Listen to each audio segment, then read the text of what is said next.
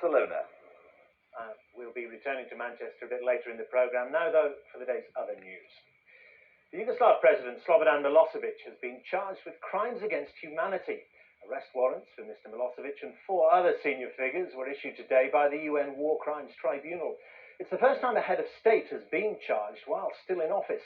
ITN's Robert Moore reports. President Milosevic was conducting business as usual in Belgrade, today meeting a Greek delegation.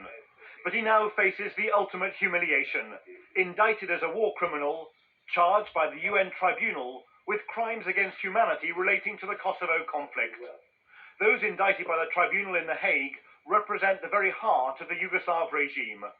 Slobodan Milosevic, President of the Federal Republic of Yugoslavia. Milan Milutinovic, President of the Republic of Serbia. 3 others were also named, and she asked all countries to help bring them to The Hague to face justice.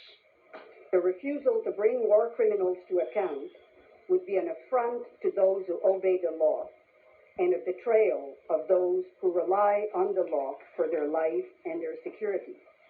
Specifically, Milosevic and the 4 others are linked to murder, deportation and persecution, including the mass expulsion of hundreds of thousands of Kosovar Albanians.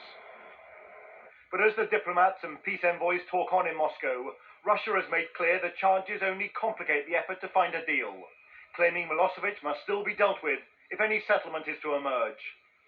Britain has conceded such dialogue may be needed, but says Milosevic must eventually be put in the dock. There will, though, be no question of any deal that spares Milosevic from standing trial on these charges. There can be no amnesty for war crimes. As the world reacts to the indictments, the tribunal insists there is overwhelming evidence to link the crimes being committed in Kosovo to the leadership in Belgrade.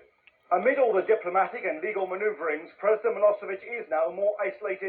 Like the Bosnian Serb leaders Mladic and Karadzic, he might remain a free man, but he will also be pursued by the international community and almost certainly unable to leave Yugoslavia. Robert Moore, ITN, at the Foreign Office.